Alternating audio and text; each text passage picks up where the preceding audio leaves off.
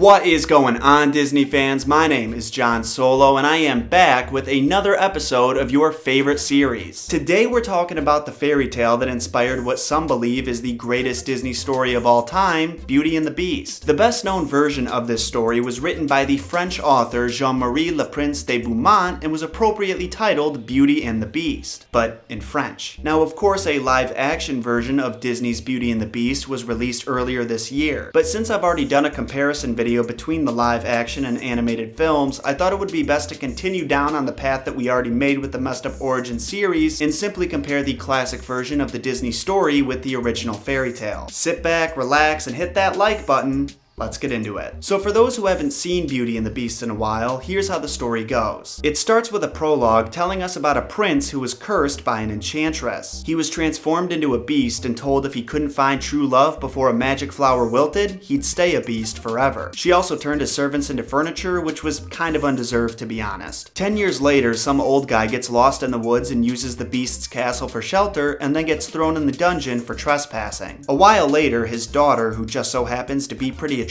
finds him in the dungeon and makes a deal with the beast that she'll stay in her father's place. At first, Belle and the beast do not get along, but after a while, they start to get along. The neighborhood tough guy, Gaston, who's been getting rejected by Belle throughout the whole movie, doesn't take it too kindly when he finds out she likes Beast and therefore tries to kill him. The plan doesn't go exactly as expected though. The beast is killed, but Gaston also fell to his death. After Belle professes her love for the beast, he and his servants are restored to their human form and everyone lives happily ever after. I just summarized that whole movie in 8 lines. Round of applause for me. Thank you very much. The version by the French author, whose name I'm not going to try to pronounce again, starts out a little different than the movie. There's no prologue informing us of how the beast became the beast. Instead, it starts by introducing us to a merchant with 3 daughters and 3 sons. 2 of those daughters are what we call socialites. In this story, the family starts out very rich, so the sisters are actually a lot like the evil stepsisters in Cinderella. Awful personalities, materialistic, very jealous of their younger sister's appearance and reputation,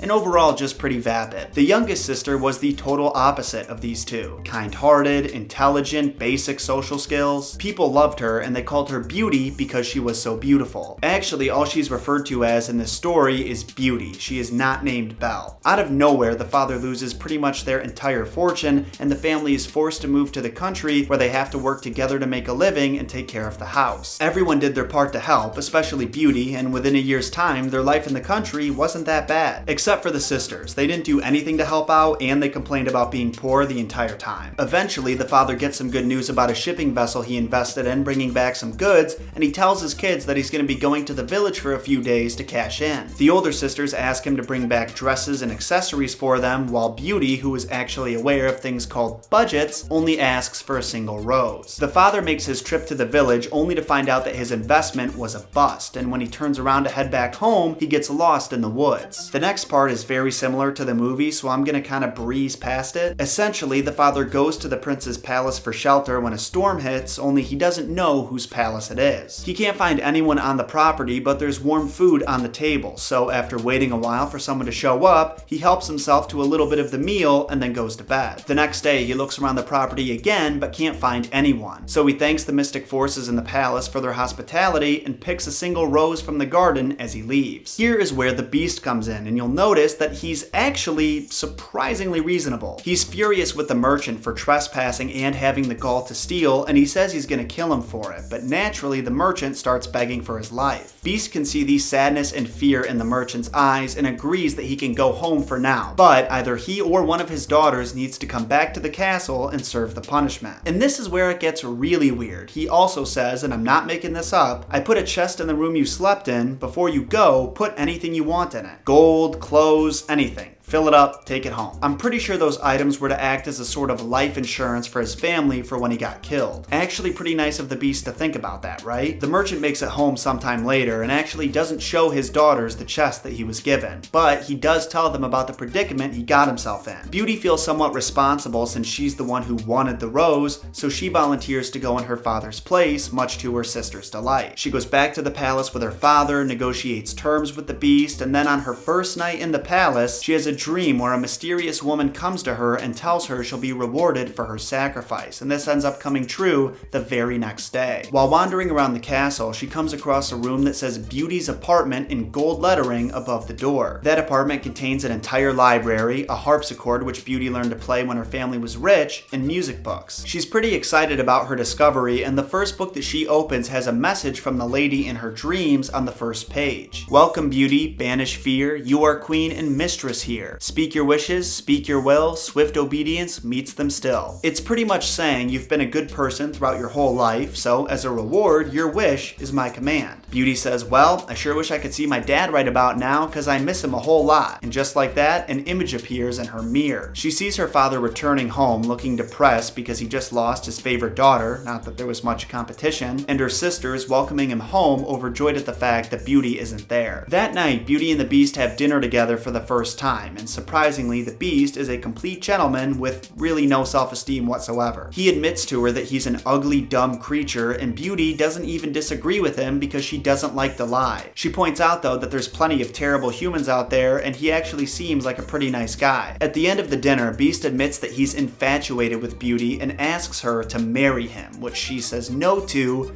obviously. These dinners become a nightly tradition for them, marriage proposal and all. Beauty is definitely growing more attached to the Beast, and after 3 months of living with him and 3 months of marriage proposals, she tells him that the love she feels for him is more platonic, that she sees him as just a friend. That is right. In this version of Beauty and the Beast, Beauty friend zones the Beast. Also at this point, she's starting to miss her father quite a bit, and every time she looks in the magic mirror, she sees him looking depressed. So Beast gives her permission to go back to her house in the country for about a week, but he warns her that if she stays any longer than that, he's gonna die of a broken heart. He says when she's ready to come back to the palace, all she has to do is put her ring on the nightstand next to her bed, and when she wakes up, she'll be back in the castle. So at this point, you might be wondering where the antagonist in the story is. There's no Gaston, and Beauty and the Beast get along great from the very start. Beauty's trip home is where the antagonists reveal themselves in the form of her jealous sisters. See, what happened is, while Beauty was away, both sisters got married, but they weren't too happy with their husbands. When they saw Beauty in these fine clothes the Beast gave her and heard her talking about her dope apartment, they got even more jealous. They made a plan together to try and ruin the two's relationship. Since they knew from the very start all Beauty wanted was to get along with them, they smothered her in adoration. They spent as much time with her as possible throughout that week, and when it was time for Beauty to leave, they threw a fit and they convinced her to stay for an extra few days. On her 10th night home, Beauty had a dream about the Beast. She saw him dying of grief in the garden at the palace. She was so upset by that dream that she realized that if she cared that much about him, there must be more there than friendship. She decided she loved him, placed her ring on the nightstand, and when she woke up the next morning, she was back at the castle. She wanders around the castle looking for him, fearing the worst, and then just like in her dream, she finds him unconscious in the garden. She takes a pot of water from the canal and dumps it on his head to wake him up, confesses her love for him, and then asks him to marry her. I'm planning on proposing that exact same way. Take a pot of water, dump it on her head, say let's get married, and that's it. Boom. Business. Sealed deal. At the moment where she professes her love for him, similar to the movie, the castle starts glowing with gleaming lights. Fireworks start going off, and out of nowhere, the Beast that she fell in love with turns into a handsome prince. Also similar to the movie, the prince explains he was cursed by a wicked fairy to become the Beast until he could convince a beautiful virgin to marry him. Like I said, similar to the movie, not the exact same. They go in the palace together, hand in hand, to find Beauty's whole family waiting for them in the dining hall, along with the mysterious woman from Beauty's dreams who turns out to be a good fairy. The fairy praises Beauty for judging the Beast on virtue and not solely on intellect and appearance, and tells her that she's going to be a great queen. And then, and this is probably my favorite part, she turns to Beauty's sisters and calls them selfish and wicked to their very core. She curses them to a life as statues guarding the palace indefinitely, and until they can admit their own flaws, they'll be stuck in that form forever. And then Beauty and the Beast get married, become king and queen, and live happily ever after. And that, my friends, is the original story of Beauty and the Beast. How'd you like it? Personally, I liked it a lot. It's not nearly as messed up as the stories we've covered in the past, but I like the parallels between the story and the movie, especially the mirror and the rose, and the library. Those are my 3 favorites. If you like this episode of Messed Up Origins, do me a favor and hit that like button. I bet you guys in the last episode that you couldn't get to 2,000 likes by the end of the week, and you blew me away by getting to 5,000 in just 48 hours, which is just insane. So I'm gonna raise the stakes this time. Let's see if you can get to 3,000 likes by the end of the week. If you end up surprising me again and get to, say, 5,000, well, maybe I'll surprise you and upload 2 Origin videos next week. Also, don't forget to subscribe for new content just like this every single week and turn notifications on so you don't miss anything I upload, and hit that share button to share this video easily on social media with your friends and family. And finally, if you have any suggestions for future episodes you want me to cover, you can comment them down below or send them to me on Twitter. Thank you all so much for watching. Until next time, my name is John Solo, and I'll see you soon.